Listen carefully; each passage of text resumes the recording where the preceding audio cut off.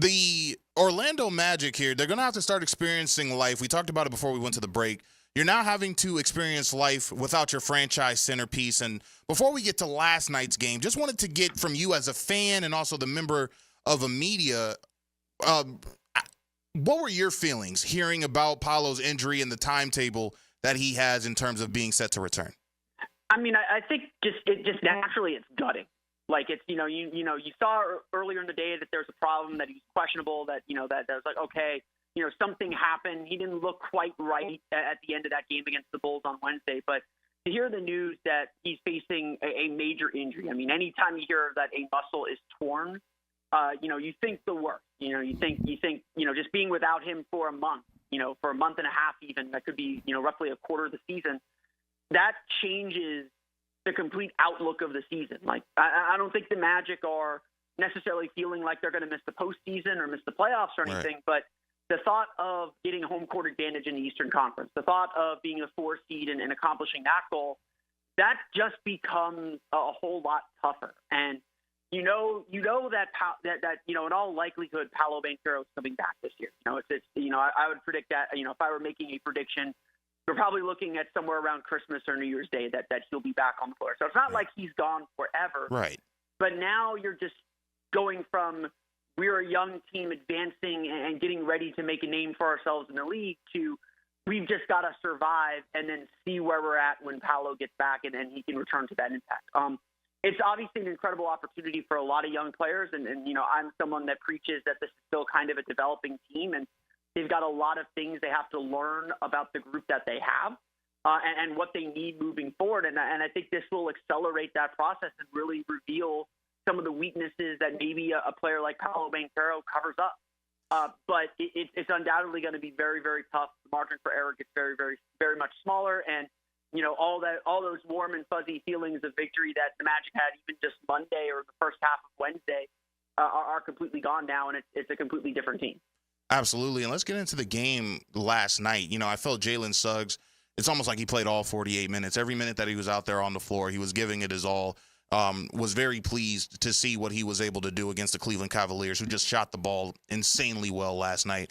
Franz Wagner played okay. He missed a few bunnies there in the lane. But a real bright spot to me was Tristan Da Silva. It seemed like he made the most of his minutes playing out there with the Orlando Magic in that main group. But what are a couple of takeaways from the game for you against the Cleveland Cavaliers last night?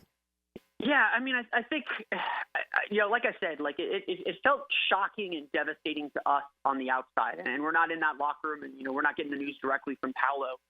It really felt like that first quarter against the Cavs, the Magic were kind of in a daze. Like they were still trying. Not that they weren't playing hard, but they're trying to figure things out. They were trying to get a sense of what they can do, what they need to do. And, even though Jalen Suggs played well, and I think Franz Wagner did some really nice things, it just felt like they were trying to overdo it. They were trying to just do a little too much to replace Paolo Banchero. And I think the big lesson from that game on Friday is that there is no replacing Paolo Banchero, but everyone's still going to have to do a little bit more. They just got to be themselves more, not be Paolo, and do what Paolo does. And, I think the encouraging thing was, there was that big blitz in the first quarter. I think the Magic lost the first quarter 34-18. After that, the Magic really settled in, and I think they found some things, and they found a formula they can use to get themselves back into games and to be competitive. Honestly, I think the Magic proved to themselves, and I think, a win would have been nice, but I wasn't necessarily worried about the results in the game on Friday. I was thinking this Magic team has to prove to themselves that they can still compete and that they have a way to keep winning. And, I think largely with that second and third quarter, the Magic did that. There's still a lot of things to clean up. I think that, consistency is going to be the big question because, your star is your star because he does it every night. The Magic still have a lot of questions to answer, but I do think that they kind of proved to themselves like, okay, we took a big punch. We probably weren't mentally ready for this game, but we found ourselves a little bit, and that's something we can carry forward.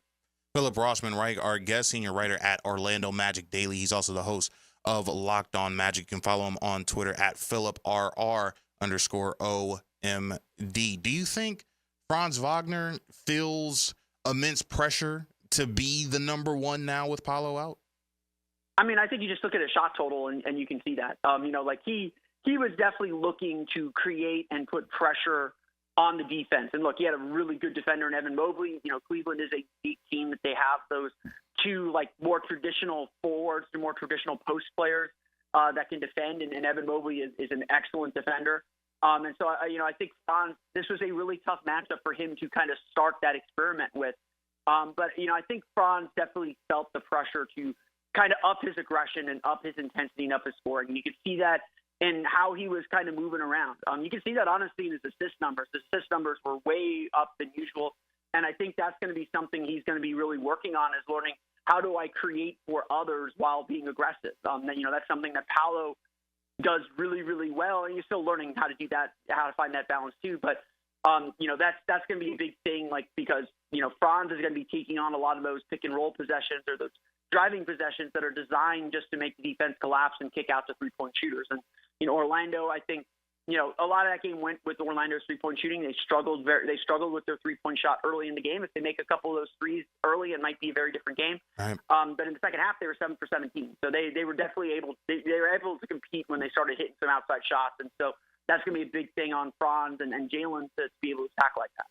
Absolutely. Now, do you think that this is going to be, I don't want to put it like this, but almost a blessing in disguise for a guy like Franz, for when a guy such as Paolo Banchero and a guy of his caliber comes back, he'll be more comfortable in those areas in which he can make plays, be a playmaker, as well as creating his own shot when Paolo needs him to get a bucket as well.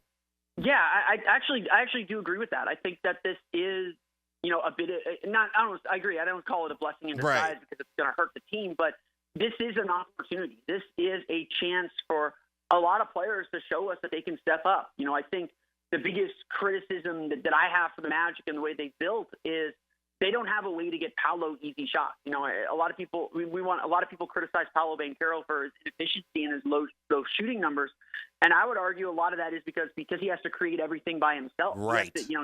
He has to have the ball in his hands. They need someone to drop the ball off to him in the dunker spot, run pick and roll so he can get the ball in motion going to the basket. Get him a few spot-up three opportunities. I think one of the really encouraging signs of the offense this year is that Paolo was getting corner threes, which, is not something you really create on your own. Right. You have that created for you.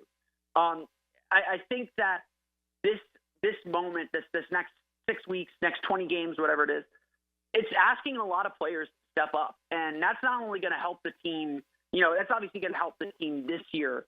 It's going to help the team in the playoffs when teams start to choke off Paolo a little bit and double or triple team him like they've been doing already this season.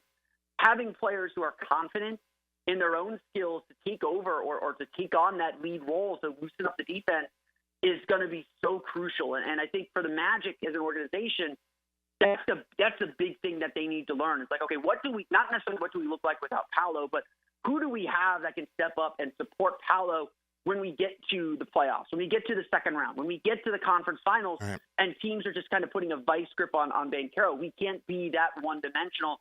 And I think so far this season, the Magic have been a little more one-dimensional because Paolo's really come into his own. Yes.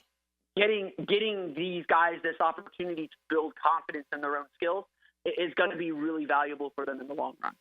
Final couple of moments with Philip Rossman-Reich. He's the senior writer at Orlando Magic Daily. He's also the host of Locked On Magic. For all your Magic insight, make sure to follow this guy on Twitter, PhilipRR_OMD. Now, we understand that the two guys that are going to be looking to get the boatload of the offense is Jalen Suggs and Franz Wagner. But if you had your decision as to whom the third guy needs to be in order to step into that role to keep this team afloat while Paolo's out, who would you like to see as the third guy kind of in that three-headed monster for Orlando?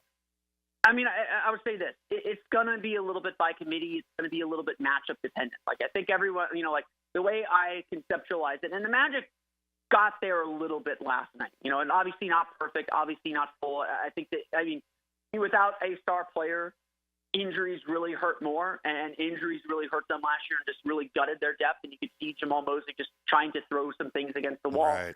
But essentially, they need one of Franz Wagner and Jalen Suggs to be up around 25 points.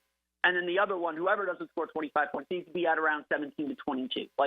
They're going to need those guys to be a steady stream. But who that third guy is, I think, is going to really depend on what the matchup is. But I think, honestly, the guy that's going to really have to step up his scoring is the guy who didn't play last night, and Wendell Carter.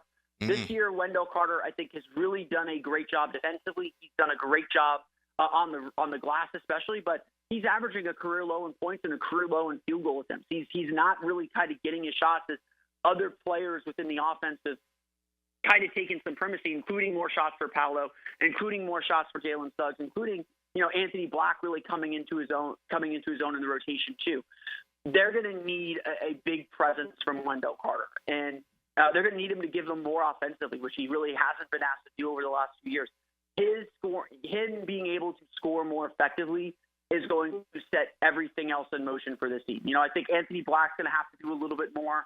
Everyone's going to have to do a little bit more. You're filling in 30% usage. You're filling in 29 points per game. You're filling in a lot. But Wendell Carter is the kind of player who can spot up, can space out to the three-point line, pop out for shots, sets excellent screens on pick and rolls. Not that Mo Wagner is a poor player, but Wendell Carter is a significantly better defender too. Yes. He just gives them more dynamism, and I think honestly more than anything else, the Magic missed him last night as they're trying to figure this world out without Paolo. Before I let you go, I do want to talk about one of the guys you mentioned, and Anthony Black. Really been a feel-good story.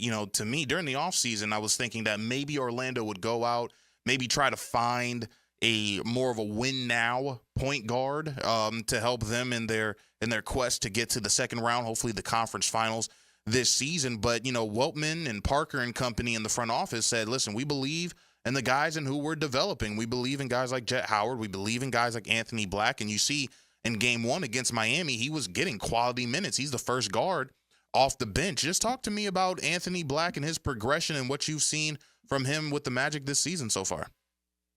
Yeah, I think everyone throughout training camp was just buzzing about Anthony Black. I kind of jokingly named him the MVP of training camp because everybody just could not get enough out of this kid. They knew last year when he was forced into the starting lineup last year, they knew he was an excellent defender. And they kind of very much limited his offensive role. They didn't let him do a lot offensively. This year, they put a lot on his plate. Not re-signing Markelle Fultz, not bringing in another veteran point guard. The Magic essentially rubber stamped and said, Anthony Black is our guy. We're going to kind of go up and down with what a second-year player gives us. And AB took to that challenge. He kind of got back to how he was playing at Arkansas. He's a lot more aggressive. He's a lot more confident in his three-point shot, which is such a big deal for him. Right. Because since he's essentially a non-shooter coming out of college, he's just really grown by leaps and bounds. And I think there's obviously still more work to do. But he is a player the Magic trust. Obviously, they trusted him enough to put him in the starting lineup, give him kind of the first crack to replace Paolo in the lineup or fill that spot in the lineup. He just gives them so much. He's been an excellent defender.